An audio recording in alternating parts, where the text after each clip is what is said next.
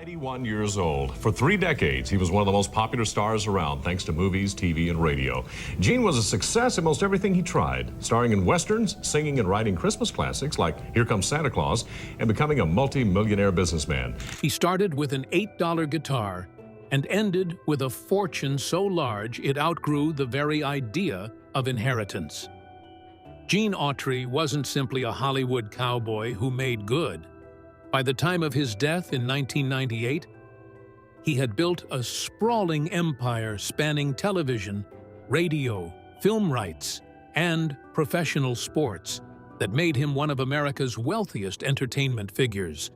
Today, we'll show you just how rich Gene Autry really was and what became of his family 28 years later. This is one roller coaster ride you just can't miss.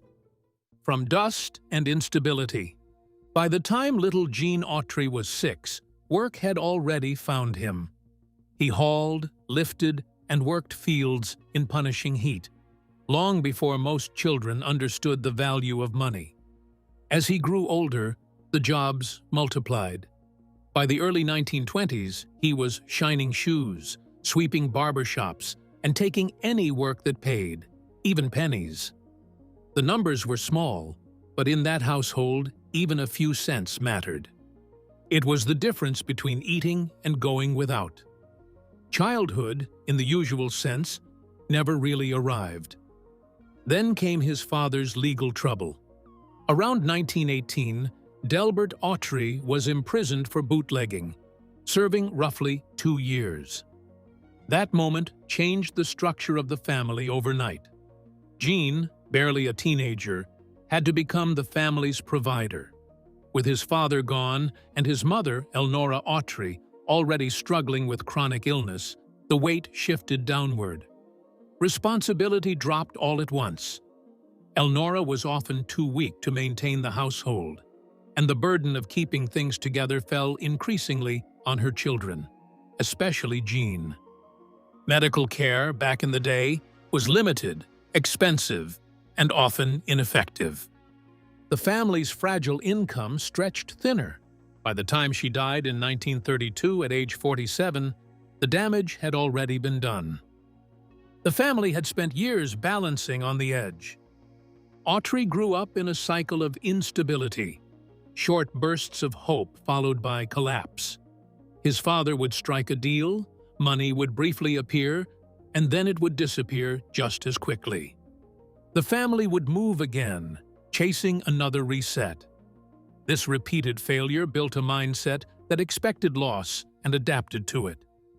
Where others might hesitate, Autry learned to move forward quickly, because standing still was never an option. By the early 1920s, the family settled for a time near Ravia, Oklahoma, but even that settling was temporary. Gene worked relentlessly, farm labor by day, odd jobs whenever possible. The income remained inconsistent. He was no longer just a son. He was a stabilizing force. Years of physical labor hardened him. Years of financial pressure sharpened his awareness of money. Years of instability trained him to recognize opportunity quickly and to act on it without hesitation. These were not glamorous skills, but they would later define how he approached business, contracts, and ownership.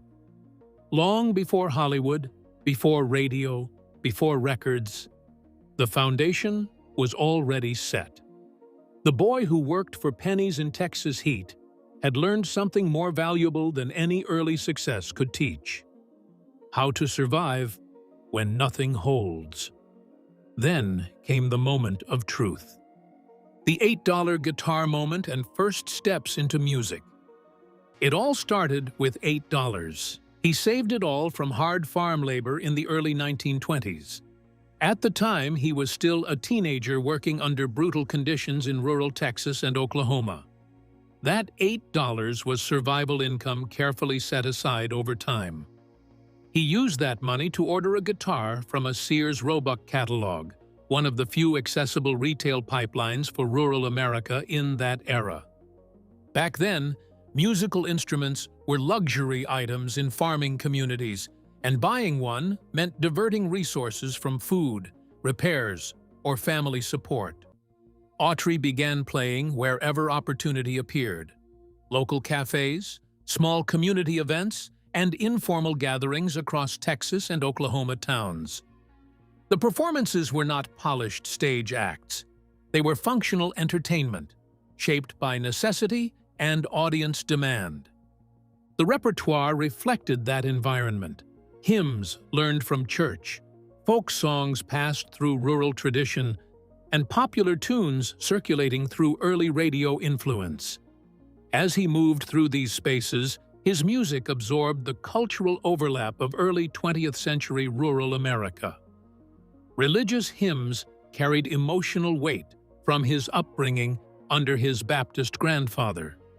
Folk music added storytelling structure, while popular rural songs introduced rhythm and accessibility. The combination created something flexible enough to fit different crowds, from church socials to roadside cafes.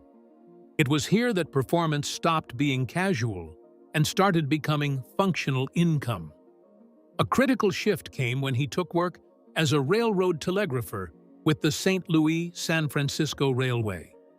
This job offered stability compared to farm labor, with wages that could reach around $30 to $75 a month, depending on position and hours.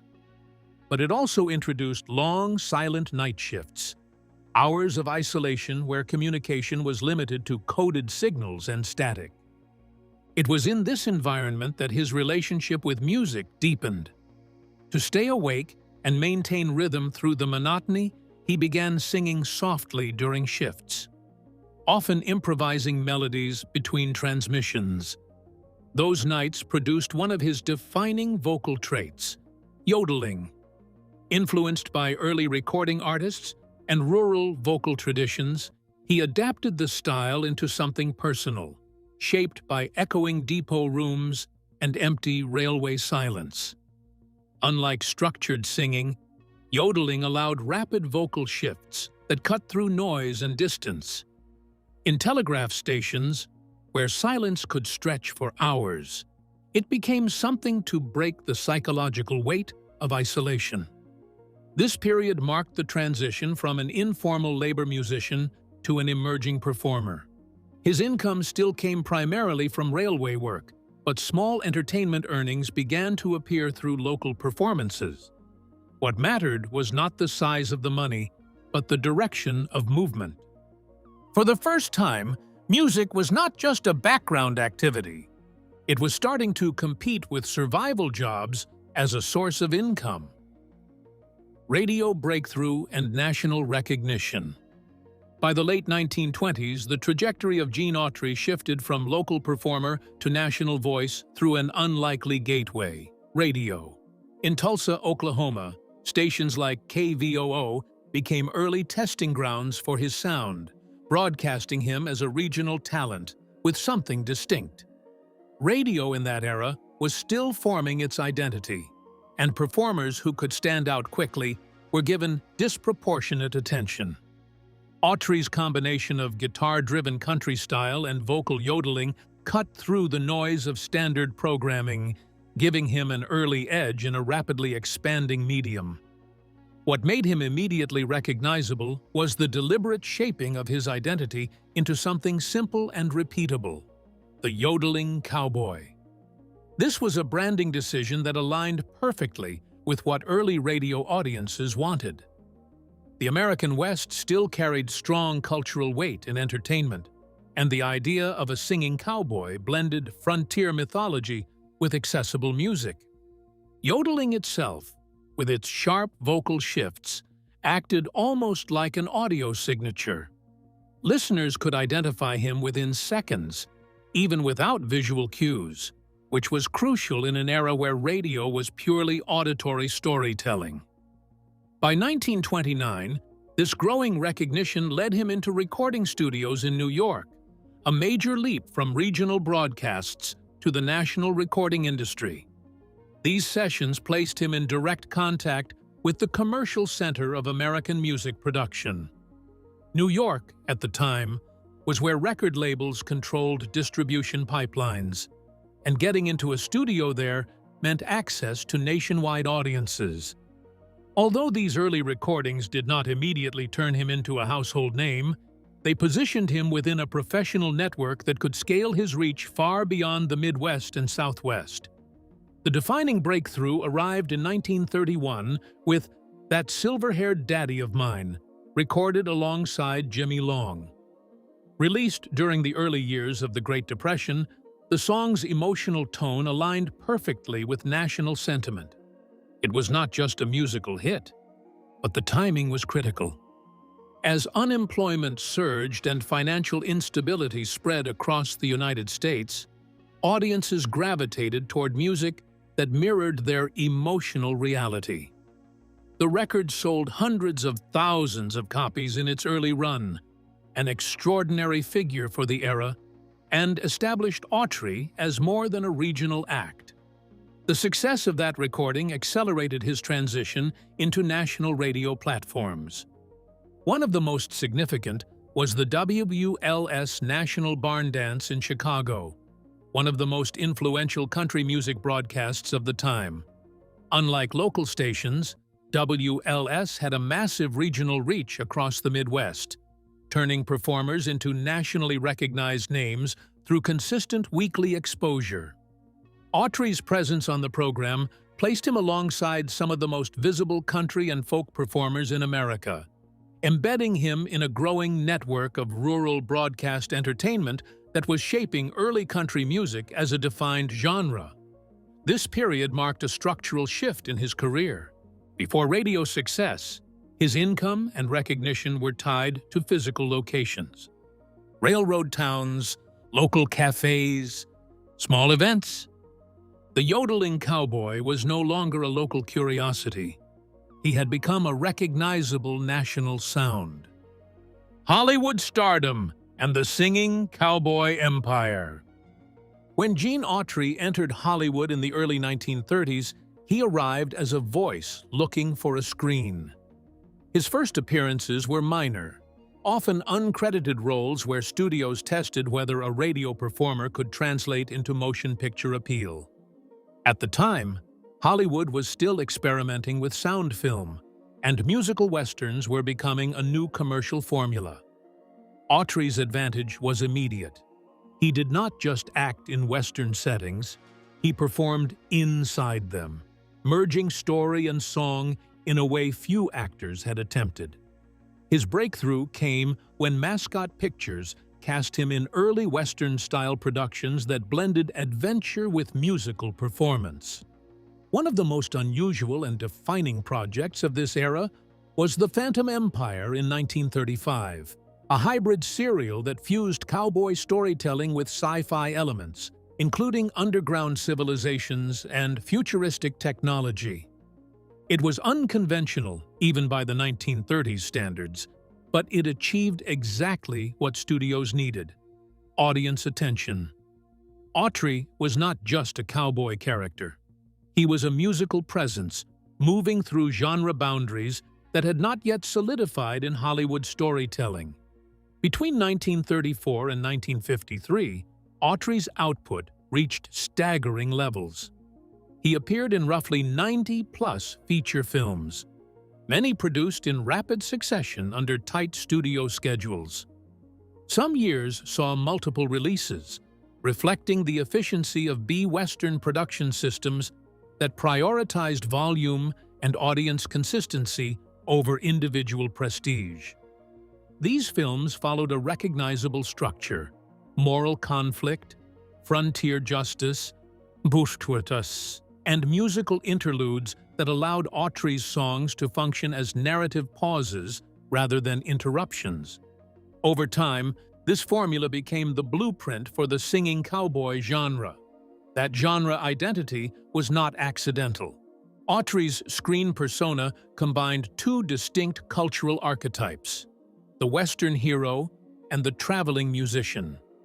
Instead of a silent gunfighter, audiences saw a character who resolved conflict through both action and song. This dual identity made him accessible to broader audiences, including families and younger viewers who might have been excluded from more violent westerns. Central to this image was his horse, Champion, who became more than a prop.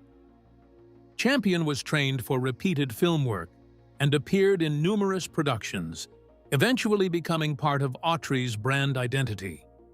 In promotional materials, Champion was often treated as a co-star, reinforcing the idea that the cowboy myth extended beyond the human character. In the studio system of the 1930s and 1940s, recognizable icons mattered, and Champion helped solidify visual continuity across dozens of films. Beyond cinema, Autry's popularity expanded into merchandising and mass media. His image appeared in comic books, children's products, and promotional materials that circulated through department stores and radio tie-ins. This cross-platform presence was rare for the time and reflected an early form of multimedia branding. His radio career, already strong from earlier success, reinforced his film persona, allowing audiences to engage with the same character across different formats: sound, print, and screen. However, the system that elevated him also created competition.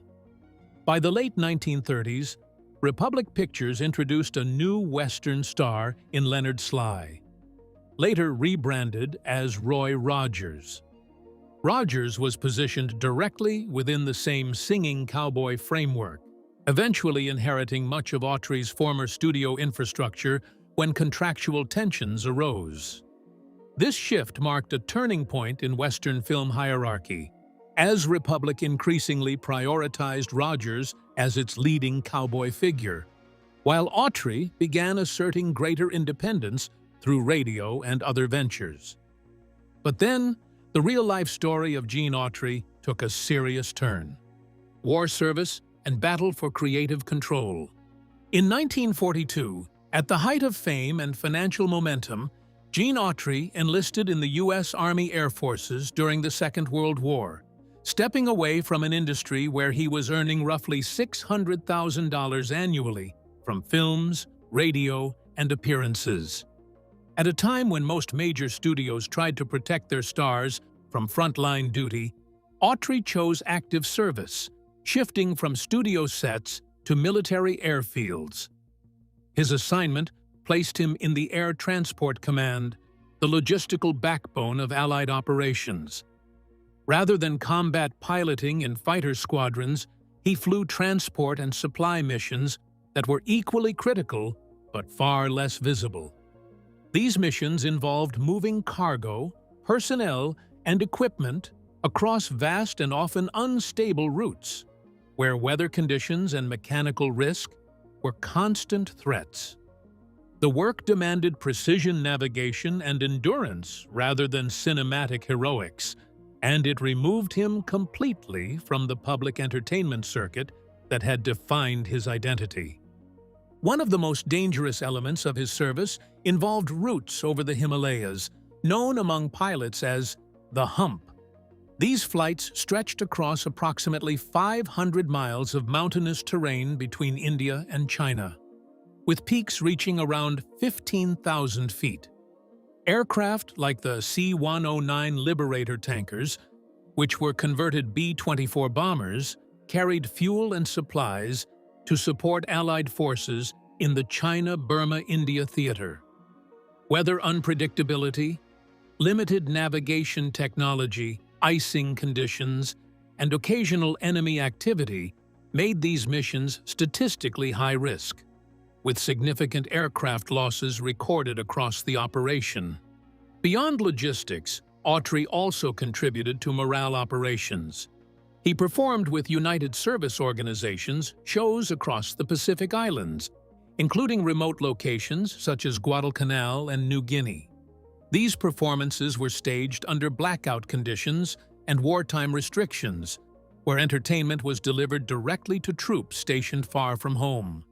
Songs like "Back in the Saddle Again" were repurposed as emotional anchors, reinforcing familiarity in environments defined by isolation and combat stress. In addition, he participated in military-themed radio programming. The impact of his service extended beyond personal sacrifice. It also disrupted the trajectory of a commercial empire already operating at full speed. During his absence, Hollywood studios continued producing Western films without him, and audience attention shifted toward emerging stars. The most notable beneficiary of this transition was Roy Rogers, who rose as Republic Pictures' leading singing cowboy. Rogers filled the production gap left by Autry, appearing in more than 50 films during the war years and consolidating his position in the genre he had helped popularize. When Autry returned after his discharge in 1946, the entertainment landscape had materially changed. Republic Pictures still controlled contracts tied to his earlier films, and his career momentum had been partially redistributed to other performers. He was required to complete the remaining contracted films, but the industry no longer operated on the same pre-war hierarchy. Television was emerging as a dominant force, and older film libraries were suddenly valuable for syndication. This shift triggered a new phase of conflict: ownership. Reinvention into a business empire and legacy without heirs. By the 1950s, Gene Autry was no longer just a film star trying to stay relevant in Hollywood. He was building something far more structural. In 1950, he launched The Gene Autry Show, a television Western series produced through his own company, Flying A Productions. Running until 1956, the series produced 91 episodes and marked a critical shift. Autry was no longer simply a talent hired by studios, but the owner of the production pipeline itself. This move into ownership was part of a broader strategy to escape studio dependency. In the same era, he co-founded Golden West Broadcasters, a media holding company that expanded into both radio and television station ownership across the western United States. Unlike film contracts, which typically paid flat fees, broadcasting ownership generated recurring revenue streams. Stations under Golden West included influential outlets such as KMPC in Los Angeles, and the network gradually extended into major West Coast markets, including San Francisco, Seattle, and Portland. Autry was effectively moving from performer to media infrastructure owner, controlling how content reached audiences. In 1964, he acquired KTLA in Los Angeles from Paramount Pictures for $12 million. At the time, KTLA was one of the first commercial television stations in the western United States. The purchase signaled a decisive shift from entertainment figure to corporate media investor. KTLA's value would later rise dramatically, eventually being sold in 1982 for around $245 million. Parallel to broadcasting, Autry expanded into professional sports ownership. In 1960, he secured a Major League Baseball expansion franchise, establishing the Los Angeles Angels, who began play in 1961. This was not a celebrity endorsement role. It was full ownership. The team added a new revenue and branding dimension to his portfolio, linking entertainment identity with professional sports economics. For decades, he remained closely associated with the franchise, and its public identity often reflected his persona, with fans adopting slogans like "Win one for the cowboy." What makes this transformation significant is the underlying financial structure it created. Autry transitioned from income based on performance, films, radio shows, and live appearances, to asset-based wealth, television stations, sports franchises, and intellectual property rights. This shift meant his income no longer depended on active production. Instead, it grew through appreciation, syndication, and advertising revenue tied to owned infrastructure. It was a model closer to media capitalism than traditional Hollywood stardom. Despite this empire building, Autry had no children from either of his marriages, First to Ina May Spivey, whom he married in 1932, and later to Jacqueline Jackie Elam in 1981. This meant there was no direct heir to inherit his estate or carry forward his name through family succession. When he died in 1998 at age 91, his estate, which was estimated between $300 and $500 million, did not pass into a family dynasty. Instead, assets were directed into trusts, charitable foundations, and institutional holdings, including the Autry Museum of the American West. These organizations preserved not only his financial legacy, but also his cultural identity. Well, that's it for now. Thanks for watching. Did you like this video? If you did, please consider liking, dropping a comment, and hitting the subscribe button so that you don't miss out on our new uploads. Also, don't miss this video you see on your screen right now. It's truly unbelievable.